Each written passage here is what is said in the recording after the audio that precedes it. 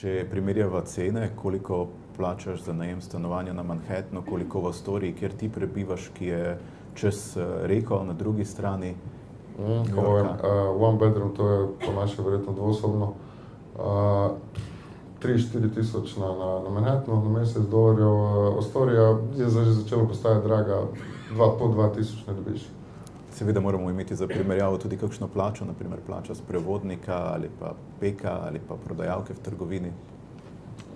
Plače dejansko so nizke plače, peka v trgovini pa sprevodnika, ampak mogoče jim pomaga to, da imajo zagotovljeno zdravstveno zavarovanje, da je to zelo velik strošek.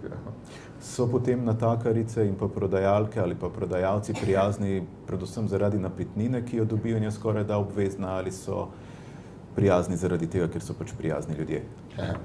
Odvisno kje. V New Yorku so verjetno prijazni zaradi napitnine. Če pa gremo kje bolj na jug, so pa ljudje resnično narejeno, so bolj prijazni.